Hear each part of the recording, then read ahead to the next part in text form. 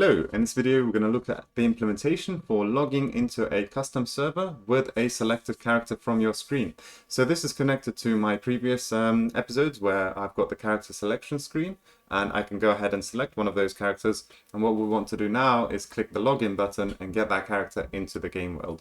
So that's what we're going to be implementing here, and in this blog post there's step-by-step instructions of how you can achieve this. So again, it's using the this server that I've been working on in the background. So if you're going to be using that, then the steps are going to be the same, obviously. But if you're using a different custom server, you're going to need to change some of the APIs. Now, the steps in order to achieve this should be generally the same, right? Like you're going to need to basically obtain the map information, the coordinates and stuff like that.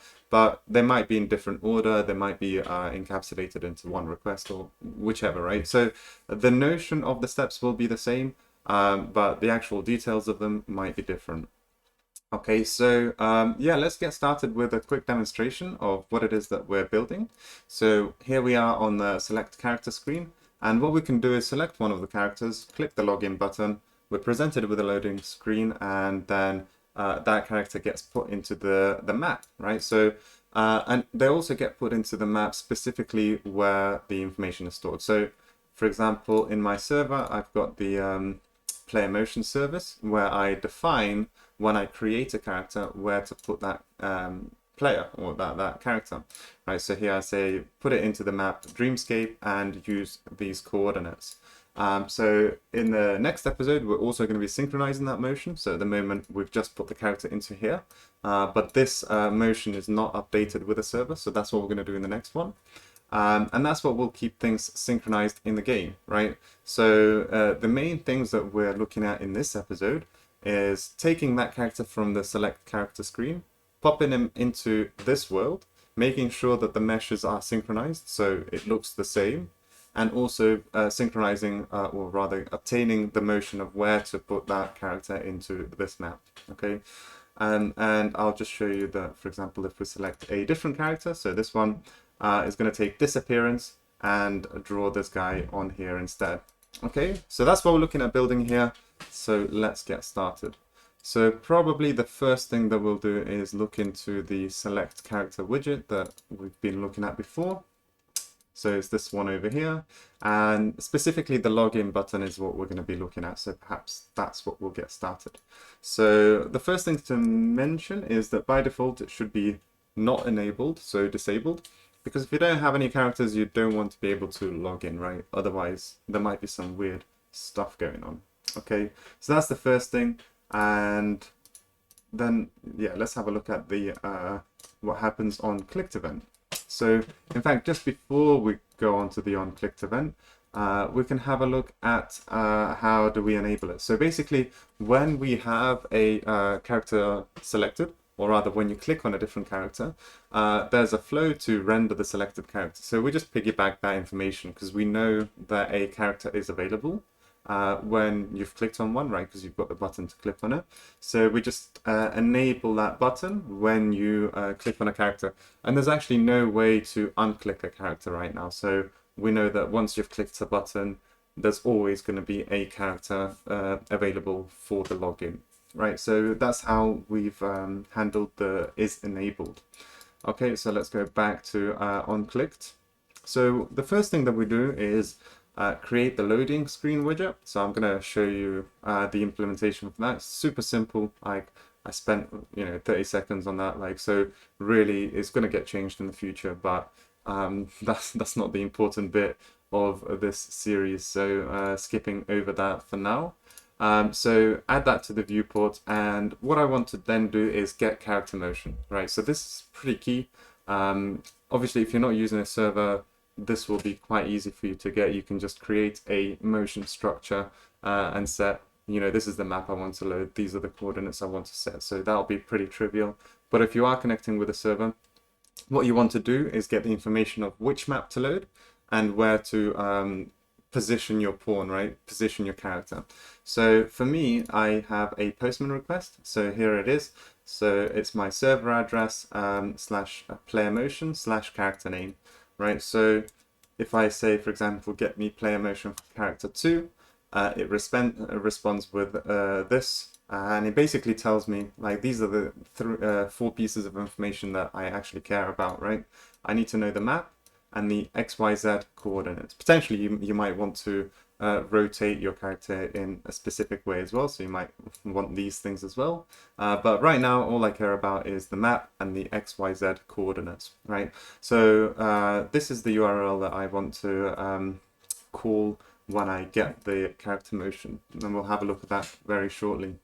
The next thing I want to do is assign the selected character. So the selected character and the motion are the 2 pieces of information that I need when I place this character into the game world, right? I need to know what I'm drawing, so I need to know the appearance information for the skeletal meshes, and I need to know which map to load and the coordinates of where to place them. So these are the 2 key pieces of information. So when I get the character motion, I'll actually be populating this variable, which tells me the map to load. And you can see that there's a function called open level by name, and I'm able to just call that with a specified map name. Okay, so now let's go in order then. So if I go in order, I can show the loading screen then. So just 1 second. So the loading screen is just a simple widget. There's no blueprints at all here. So you can see there's nothing. And all it is just a canvas with a very small design in the background, or rather like a border with just some texture. I added a small circular throbber over here and just a little title saying loading. So very simple. This is clearly not going to be used in any final implementations, but just some sort of a widget that will act as a loading screen will do for now. And obviously, if you do have your own 2D designs, just add an image here.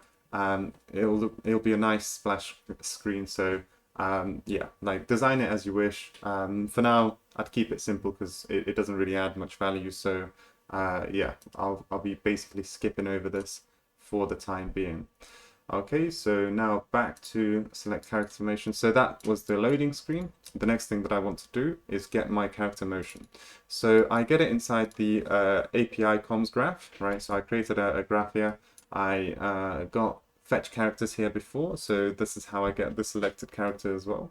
But anyway, so get characters motion. So again, all I'm doing is making a call to this URL, which is where my server's running.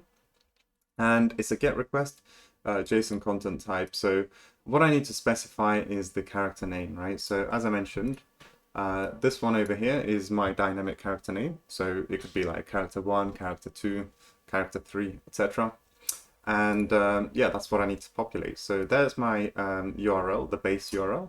I then get my selected character. So when I click on a character, I populate this selected account character structure. And that contains the name of the character, right? So that's all I need to append here, the character name. So I apply the URL, so here goes my URL, and then I just wait until that's completed. When that's completed, I want to convert it to player motion. So that's a structure that I've created, and it can be found over here. So these are again reflective of these ones, right? So there's my player name, you can see it's there. There's my motion, which is there. And its online is over here. So these guys are Boolean and string, so pretty simple. And this one's a structure. So you can see that's the motion structure. And this is the implementation for it. So really it's just, again, a reflection of the content inside. So you can see there's my map, XYZ, pitch roll, yaw, etc. right? So all of the details that are in here are reflected in the structure. Okay, so those are the 2 structures. And let's see what the helper does.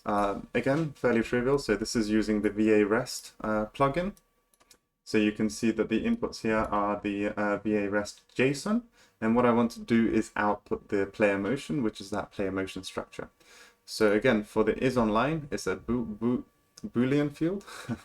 Then I want to get the player name, which is a string field. And then I get the object field for the motion, right? So you can see I've got another helper to convert to motion. And again, very similar, you get the VA REST JSON object as the input, and then you get all of the strings from inside it. So there's my get string field for the map, get integer field for X, Y, Z, etc. Right? So just simply get all of these objects and populate your structure for the motion and return it. So that's how we implement the helper methods here. And once we got this player motion, we set it into the variable. So you saw me using that earlier to get the map, right? And what we want to do is get the game instance and put these variables into the game instance, right? So why do we want to do that? Is because those are the global variables inside Unreal Engine, right? So when we're over here, we basically want to get all of the required parameters, and we want to open up the map and say, you know, load up this stuff, right? So the easiest way to do that is to put it into global variables. So we add it to the game instance. So let's have a look at that. So I created a folder called game, and here I added two things. One of them is the main game mode, and the other one is main game instance. So inside the game instance is basically all of our global parameters. So regardless of what map you're on, these will be accessible. So in here, I created the account character because we'll always be interested in what account are you playing with right now, right? So you can only be logged into one character at a time, right? So that's what this one defines. And at the moment, we're also storing the player motion snapshot. So I'm not planning to be constantly updating this, pretty much only when I'm going to be switching maps or something like that, right? It's not fully required, right? Like I could be getting the player motion after the loading of the map, but I think it's probably better to preload it, attach it over here, and then open up a map. But really, both ways are fine. I've kept these as private parameters. Now, you couldn't make them public and just fully accessible, but I think it's better to usually have these getters and setters, as that's just the general convention for other programming as well. So these are very simple functions, right? Like, you know, set account character, you get passed in the account character, and you set these parameters. So very simple functionality. There isn't really any logic going on here. Like I say, this is just an implementation for storing global variables right now. And the way to start using this game instance is inside project settings. And what you want to do is find game instance. So by default, this will not be set, or you'll just have some default value. You want to set it to the main game instance after you've created it. And that's what makes it accessible throughout all of your maps, basically. Okay, so that's the game instance. Okay, and let's have a look to see if there was anything else. So we got ourselves the player motion now. We got the game instance. We've now set the player motion inside the game instance. And that's the completion of this API comp. So if we go back over here, so we got the character motion. So we populated this player motion, which we then used to get the map to open the level. So we also wanted to assign the selected character. And basically, we have the selected account character already populated on this widget, right? So when you click on a character, oh, so it's not visible here. So basically, we have a button to select the character. So once you do, you actually populate this selected account character property. So for example, render selected character. You can see by default if when we loaded the characters, we actually already select character 0 from the list as well. So this is basically always going to be populated if you have at least one character available. So basically, we make sure that this is populated at all times. And when you click the login button, we also propagate this to the main game instance. So that becomes available in the next map. So, okay, I think that's basically enough from this widget. So now what we need to do is basically start looking at the next map and what does it do when you open it. So let's have a look. I've used, I think, 1 second. I think it's under. So I've downloaded an asset for Dreamscape, which looks really cool. So this is a map. This was a demo map. So I'll probably be changing this very soon. But okay, so I've got this map loaded right now. And what I needed to do, because by default it'll throw in my Unreal Engine mannequin in here. So I don't want to be using a mannequin like we've got our characters.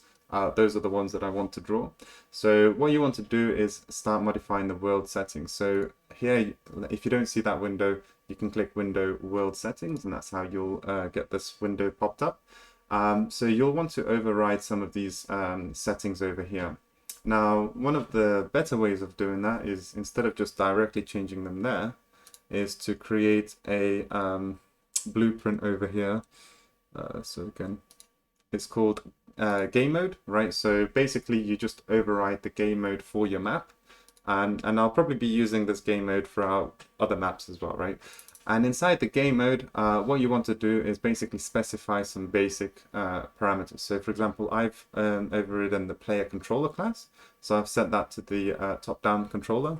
And by the way, the controller here is agnostic. So like whether you use third person one or top-down, the steps are going to be the same, right? Like it doesn't matter the controller that you use for these things anyway.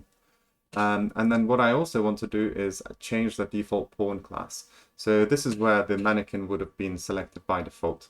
So once you've set those up, you'll want to change the game mode override over here, and this will propagate those changes. Now, what is my character blueprint anyway? So when I download my characters, I actually get a bunch of blueprints for the characters as well, right? So what I've done is I've just taken one of those and copied them, and I've copied them over to another folder, I think characters, player. So I've created this guy over here, and I needed to get some of the other blueprints over into here as well. So I'll basically start showing some of those. So one of the things I needed to do was set master pose component. This is to make sure that my animations are synchronized. So you can see that they're modular. So basically all of these components belong to this root component. So again, I needed to make sure that they are synchronized when I change those meshes. So that's what this one does. I didn't touch anything over here. So my controller will be taking care of most of my stuff anyway. So that's not a problem. But what I did need to do is modify my construction script and also the appearance modifier graph. So I've extracted those from my previous blueprints, which I've created for the character creation. So if I go into my character creation folder, we've had our hero over here. So this one was a skeletal mesh actor. So one of the reasons we needed this to be skeletal mesh actor is because we wanted to apply rotations to this skeletal mesh. Now, if it was a character component, it would be consuming those and we wouldn't be able to rotate it.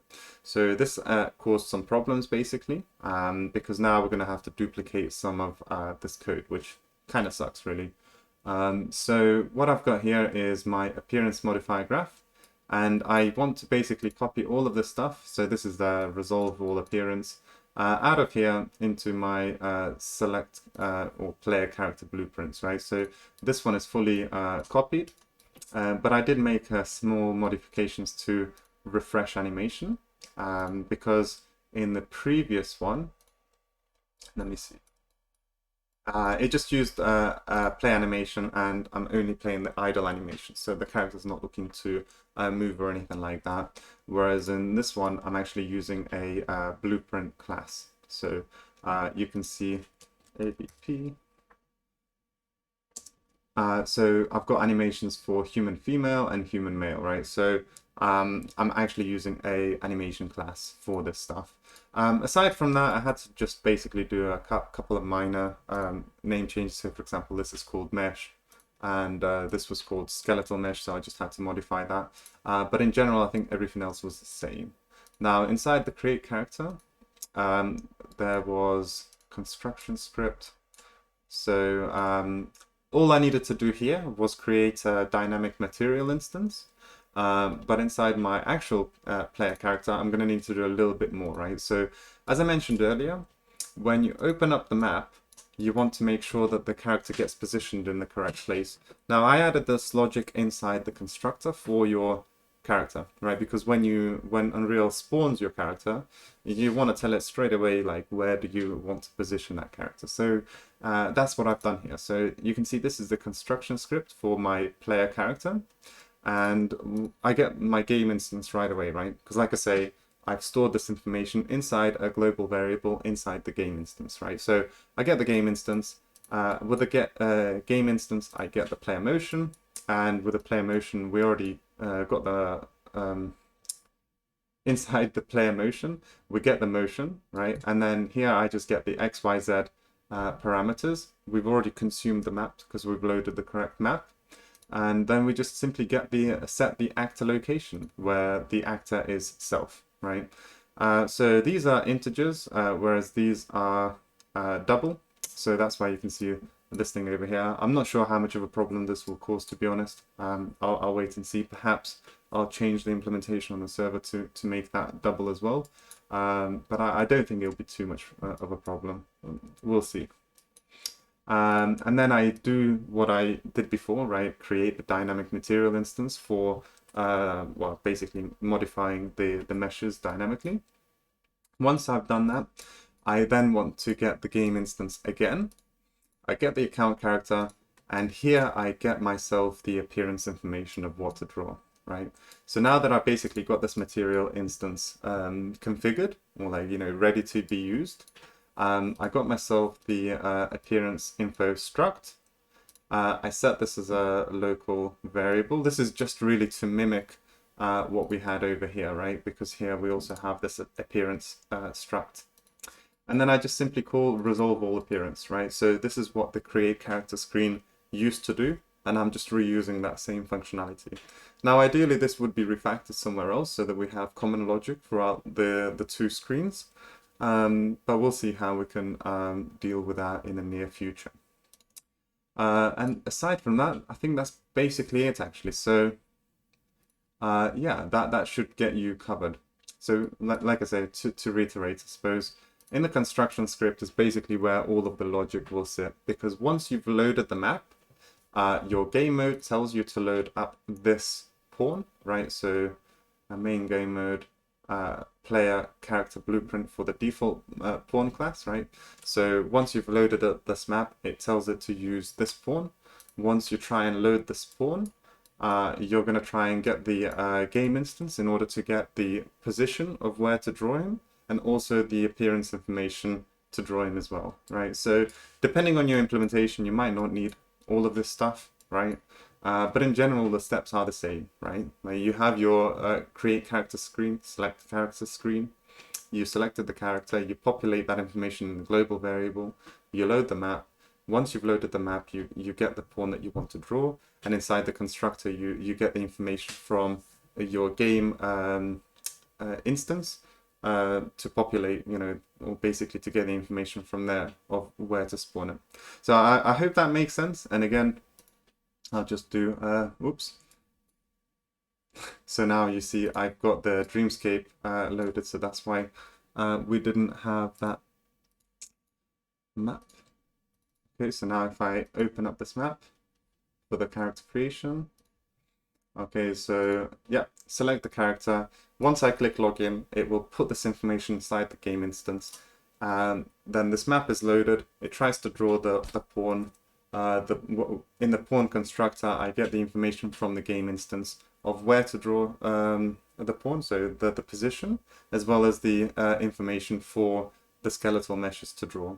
Okay, so I hope that all makes sense. Could be that might be a lot of content for this one. Hopefully it's not too confusing, but you know, best of luck. And if there's any questions, do raise them on the Discord channel, so which is also available in the description. So, all right, good luck. Bye.